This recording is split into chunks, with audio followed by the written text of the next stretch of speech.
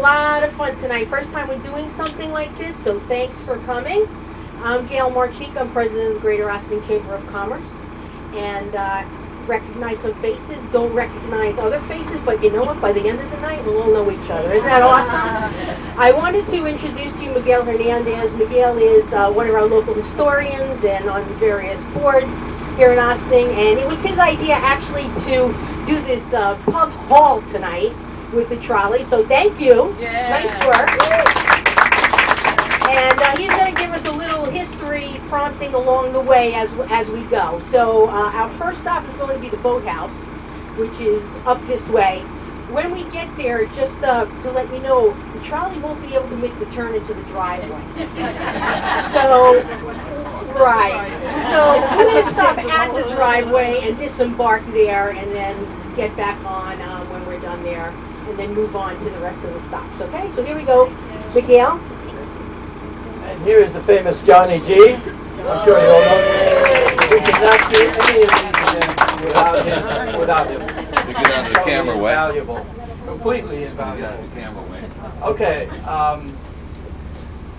Tonight we're celebrating the 84th anniversary of the end of Prohibition.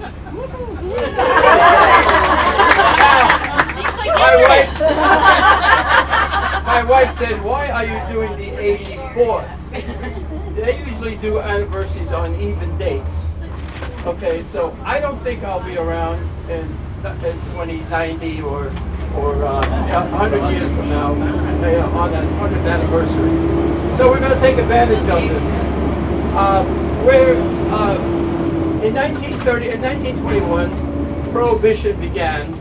And it was a product of many, many years of let's say, agitation in a good way by many, many groups who felt that alcohol was one of the great evils of the world.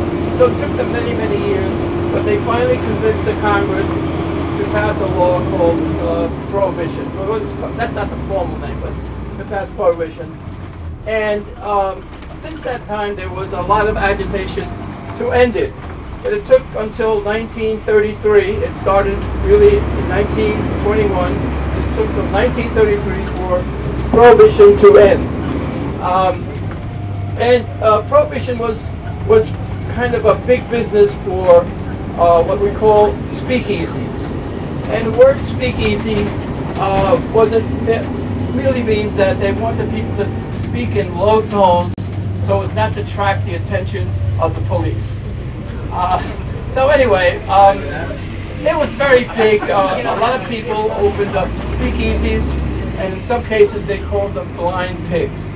And blind pigs, the reason for that was that the owner would attract people and say, "Listen, come and see the blind pig," and he would charge them $15, $20, and then they would get the drinks for that. And so technically they weren't breaking the law because they were getting free drinks. You could drink during Prohibition, by the way. And there were several ways of doing that, and one of the ways was to get a prescription from your doctor. So you had a medical excuse. They're trying to do that with marijuana now. You could also get it at your local church or synagogue. They had sacramental wine. And so as soon as Prohibition came into vogue, the masses started filling up. The synagogue started filling up. It was quite a deal. Okay, so we're coming along here. There were several speakeasies here in Ossining. We're going to go one now, which is the Boathouse. It wasn't always called the Boathouse. It was Salazzo's before that. It had other names going back. But it was right here on this dock, which was the dock where at that time all of the boat clubs gathered, and also the New York Naval Militia. So they had the perfect excuse. They had a cover of being a military base, military naval militia, so that provided some of the cover. Okay, we're going to go to the boathouse now, and we'll continue as we go along. Thank you.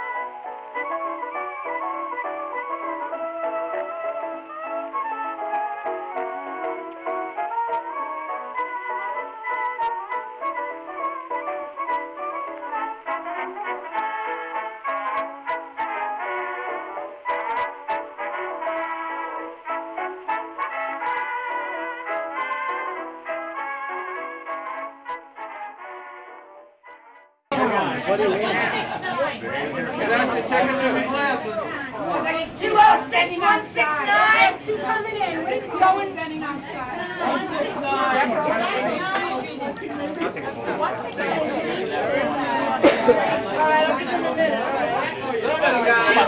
206-198.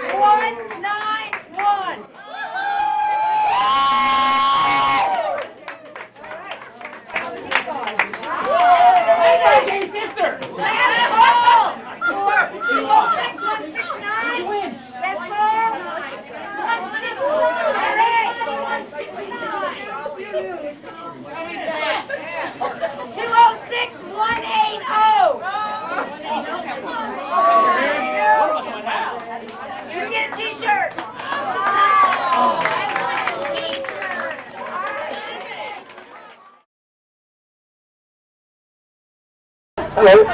Hello again. I hope you enjoyed that. While we wait for Johnny, I'll just give you a very quick history here. This row along the Hudson here was called Rum Row back in Prohibition days. I guess you can guess why.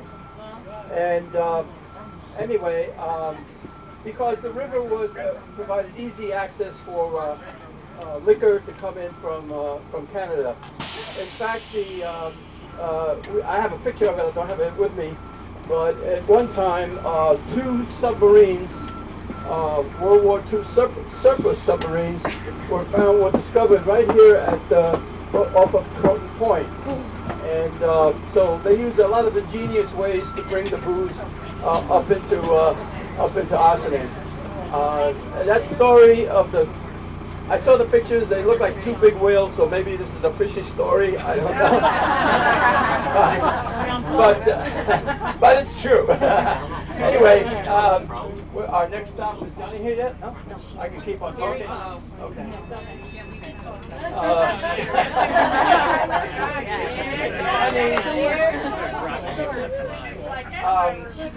One of the big battles that was fought right here, a little bit south of the train station, near a little bit south of the Ossining Boat and Canoe Club, was a ship that came from Canada. It was a sailing ship, and it came in with about $800,000 worth of booze from Canada. The police had been watching it, state police and the federal police and local police, and the crew, one of the crew members wasn't cooperating, which was kind of strange, because generally there were no real confrontations. But in this case, there was a real confrontation, and unfortunately, the state police fired on this man, and he died, unfortunately. But a lot of shooting broke out at that particular incident right here in Austin. So if you look up the New York Times of 1930, you will see a big story played all over the state.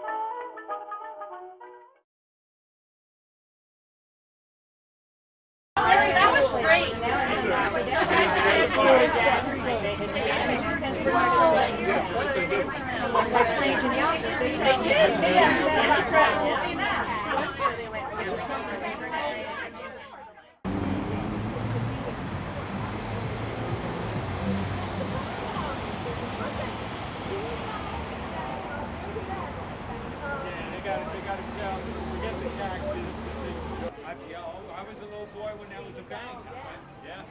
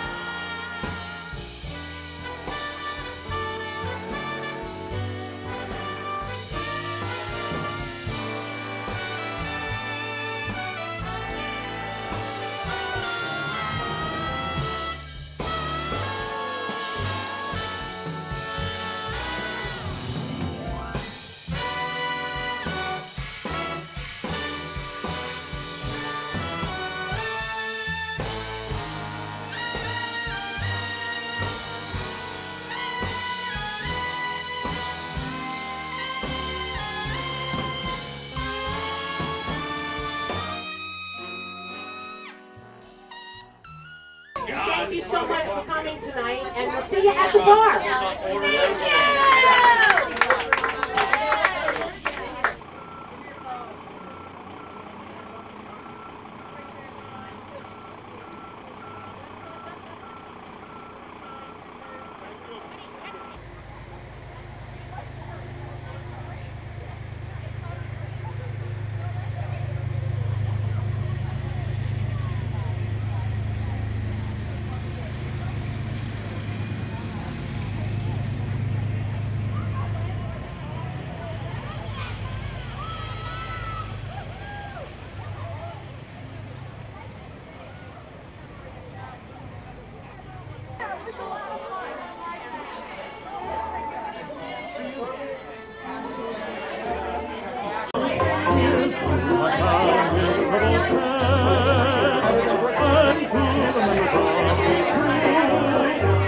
As long as there's a throat for what to scream off the boots, tears for a satisfied to me.